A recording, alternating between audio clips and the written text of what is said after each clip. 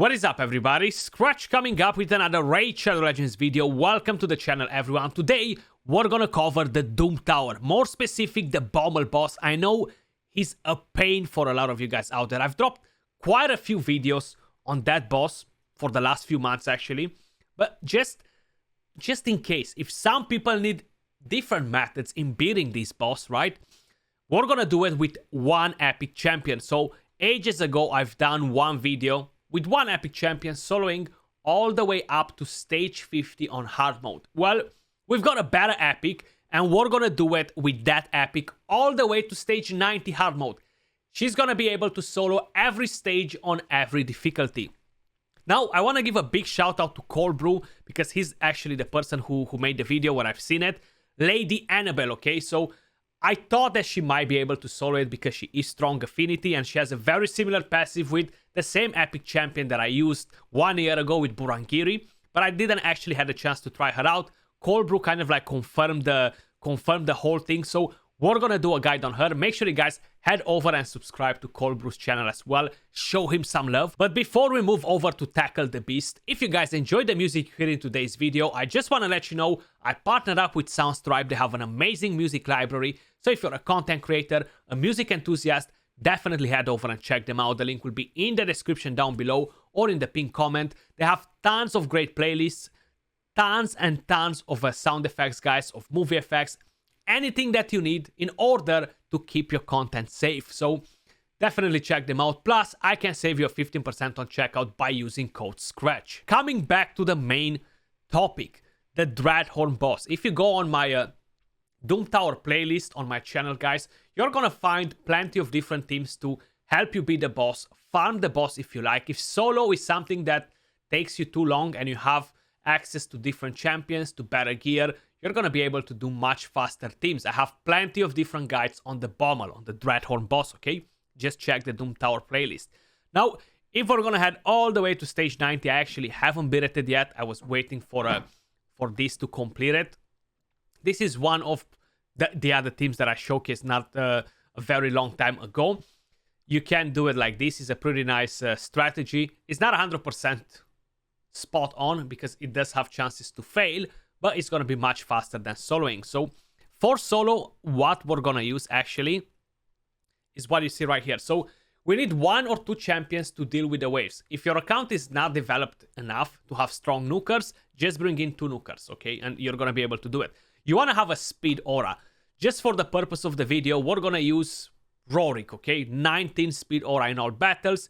You can use Fushan, you can use Ursula the Murder. You can use plenty of different champions that give you a speed aura for all battles or Doom Tower only. You want to make sure Annabelle is on the right speed. Similar with Samar Gemcurst, right? He's another champion that can solo the Dreadhorn. You want to make sure they are on the right speed in order to constantly be able to heal themselves. If no, they're gonna die, and yeah, you're just gonna waste time with the team. So we have Rorik. Of course, we have Lady Annabelle. She's gonna be the superstar of the show. I'm gonna show you the stats at the end. And we're gonna use 2 fodders. And I'm gonna use my nuker. They're all gonna die after the waves, okay? Or maybe even before. And I'm gonna be left just with the Itos during the waves.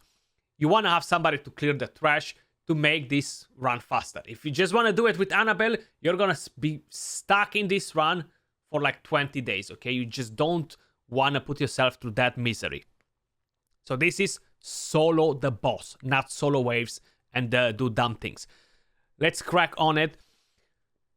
It should take roughly around 10 minutes, maybe a bit under 10 minutes. It really depends on the RNG with the War Master procs and pretty much everything else that drops in. She does buff quite a bit on the waves, but that's not something that we're gonna have to worry about, honestly. You see, the fodders are there just to increase the speed on Annabelle because of the masteries, you know, so that's gonna be pretty important too. I don't really have gear on Rorik. I might have a full set of Relentless, but he's definitely missing some pieces around, you know. I would actually prefer him to be with no gear. I just look at some random champions that had a speed aura, and he was the one that I found without having too much gear or anything crazy like that, you know, because I don't want to have them built. If I come right here at the boss with a full team, that can cause issue on Annabelle, because she's gonna get damaged too much by the other champions dying all the time and stunning and stuff like that. So that can be pretty annoying. So basically, guys, what's happening here? Annabelle has a passive, right? That's pretty much all that matters. Her passive and A1. I should actually look in maybe locking the A2 and A3, so she's only using the A1 and that's it, the passive proccing all the time. Basically, whenever an ally or an enemy dies, Annabelle, she's gonna get healed for 50% of her total HP, and that's because of her passive. Now, if you're getting the right masteries on her and stuff, that's actually gonna be even more beneficial.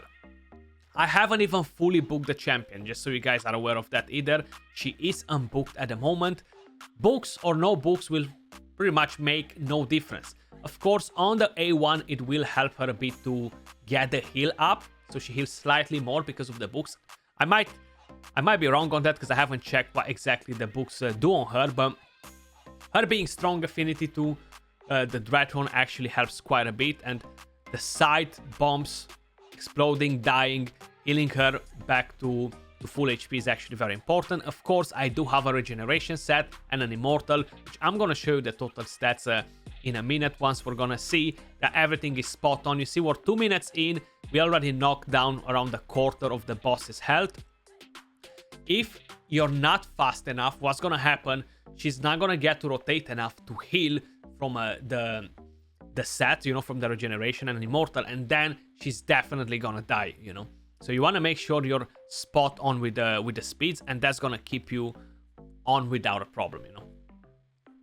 Each one of the side bombs deal 50% of the HP on the champion. So if she's too low on the HP when one of those bombs explodes, she could potentially die as well. It really depends how the coding is done on the champion. That's something that I haven't noticed yet. If the damage is gonna be dealt first and the heal will drop after, or the heal will drop pretty much at the same time or before she gets the actual hit, you know. So that's something that only the coding will be able to kind of like tell us, you know. But you see, we're going pretty straightforward. Not many things can really change here. We are constantly dropping a bit of HP. We're getting back on full HP. Turn count 210, 3 minutes in, we're almost at 50% HP. So this will take a bit of time, but if you need help to beat it, guys, you're gonna be able to do every single stage on every single difficulty with the same build, the same champion. Now, if you're not doing hard mode Doom Tower just yet, and you're just doing normal, you can cut off some of the stats on the champion, and she's gonna do it on normal with lower requirement on the gear.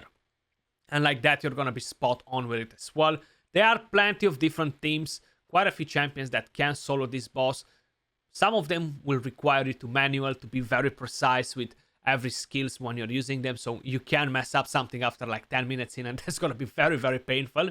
So that's maybe one thing that you kind of like wanna avoid. But I'm gonna let it run, guys, and jump straight at the end where we're gonna see everything, and then I'm gonna show you the build on the champion. And here we are, ladies and gentlemen, we're getting near the end. We're 9 minutes in, around 600 turns, okay? But Lady Annabelle just smacked the Dreadhorn boss, gave me the Sacred Shard. She dealt 2.8 million damage and healed for over 10 million, guys. Pretty nuts, right? So we have Rorik, that did nothing, just gave us his speed aura. We have the Hound Spawns, which gave us more speed from masteries, and we have Aitos, who cleared the waves for us, okay? Very important, because I'm not sure if Lady Annabelle on her own would be able to kill the waves, honestly, and that would take just forever, man. Like, it's just dumb to even think about doing something like that, because you're just putting yourself through pain. So that being said, let's have a quick look at the build on the champions, right? So we have Lady Annabelle. I'm not gonna show you the rest. This is my Aitos. It's just my campaign farmer, right? So just as an idea, he's +4 awakened, +4 empowered, sorry, 3-star awakened. But we're not showcasing Aitos in today's video. We're actually gonna have a look at Lady Annabelle, and don't look there. Just move your eyes on the side, please. Move your eyes on the side right now, because I can still see you looking there, man. I can still see you looking there. But Lady Annabelle, how I mentioned, we have her on a regeneration and an immortal set. Total stats on her, I have 89,000 HP, 2.9k defense, 255 speed. Now, having a decent amount of speed and HP is very, very important. I would say if you're going under 250 speed, this is not gonna play out good enough for you guys. So make sure you're keeping a minimum of 250 speed. In my work with lower speeds, I haven't tested it, but if I remember it correctly from the previous champions like Samar Jamkers or Burangiri, 250 was the minimum speed without an aura, okay? Then I have the aura, which brings in 19% more speed. 89,000 HP is pretty strong. I feel like 70 plus thousand HP will do the job. Around 80k, you know. I feel like is a decent spot. No resistance, no accuracy, no crit rate, no crit damage, no high defense because bombs ignore defense, but having a decent amount of defense can be helpful too. So that's what I have on the build. And this is the weapon. Speed, HP. This is the helmet. Speed and tons of different nonsense. The shield, speed, HP, defense. We have HP gloves. Main focus on speed. HP chest piece. Main focus on speed. We have some defense there too. But hey, we got unlucky. We got a double roll on attack. Pretty useless. Then we have the boots. Speed boots. HP percentage. Would be nice to have a defense percentage on them too. I have a defense ring, which has a higher roll on HP. Then I have an HP amulet, and of course I have an HP banner. This has triple roll on speed. You've seen most of the speed is not glyphed on my champion, so you don't need to get a triple roll banner, just use a lower one, but use some glyphs to get you to the right amount of speed. Very important, right? And masteries, guys, we have offense and support. Now, masteries are very, very important. Keep in mind that she's not actually gonna kill champions on the wave, so getting whirlwind of that is gonna be pointless, right? You wanna get War Master because that's how you're gonna deal damage on the boss to kill it faster. And on the support, she is healing herself with the A1. We're gonna go over her kit in just a second, but she is healing herself, so Lay of Hands will increase the value of the heal. Healing Savior will increase the value of the heal as well. Then we have Rapid Response. This is not going to benefit us on the boss because she's not using any of the things. That's just to be able to use the champion if I want maybe Faction Wars or Secret Rooms in the Doom Tower or something like that. Then I have Cycle of Magic, Lord of Steel, playing the same role. Faction Wars, Secret Rooms, same with Lasting Gifts. And I have Spirit Haste, which is important to have on this. That's why I've put 2 fodders in the run to die, so then I get a 24 speed when the rest of my allies die. So like this, she's going to be able to have higher speed, which is going to be very, very important. But that's my build on Lady Annabelle, guys. Those are the masteries. When we're talking about skills, it only really matters to use the A1. Attacks one enemy 2 times. Each hit heals this champion by 3% of their max HP. So she is actually fully booked. My bad. I really thought that she wasn't fully booked. But how you guys can see, having books will make 0 difference whatsoever. Probably I booked her during the last CVC and I completely forgot about it because I was trying to save her for tomorrow's CVC. But hey, she's booked. She's only using the A1, okay? So you don't need books in the champion. If you book her, you're not going to get an extra heal, which I thought that it might be, but seems like it's not. The A2 is not getting used on the boss. The A3 is not getting used on the boss. So you're left with the A1 and the passive. Heals this champion by 50% of their max HP whenever an ally or an enemy dies. That's it pretty much. Very similar with what Burangiri has. Like if you guys remember when I showcased that champion like 1 year ago when they released this Doom Tower boss, he has a very similar thing. Heals this champion by 50% of their max HP whenever an ally or an enemy dies. The exact same thing, but he's Force Affinity, so he doesn't have the advantage of being Strong Affinity either.